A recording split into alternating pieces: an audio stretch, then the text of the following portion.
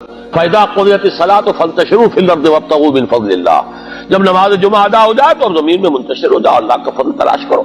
اجازت ہے، آسان ہو گیا بہت۔ اسی طرح یہ روزہ، ان کے ہاں روزہ جو ہے وہ یوں سمجھیے کہ ہوتا تھا 20 گھنٹے کا یا 22 گھنٹے کا، سو گئے روزہ شروع، بس اس کے بعد اب اگلے غروب تک روزہ ہے، نہ اس میں کوئی اب ان کا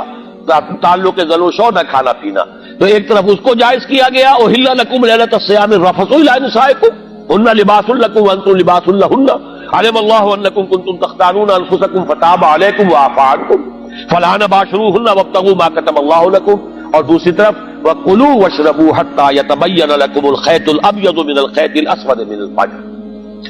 اور جب تک فجر کی سفید دھاری سیاہ دھاری سے ممیز نہ ہو جائے تم کھانا پینا جاری رکھ سکتے ہو۔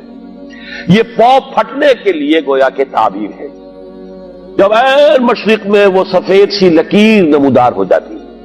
اب وہ بالکل علیحدہ ہوتا ہے، یہ سیاہ دھاگا، یہ سیاہ تاریکی، اور اس کے بعد یہ سفید دھاگا نکل آیا ہے، یہ ہے کہ اس وقت تک تم کھانا پینا جاری رکھ سکتے ہو۔ یہ سحری کا یوں سمجھیے اختتام سحر ہے۔ وَكُلُوا وَاشْرَبُوا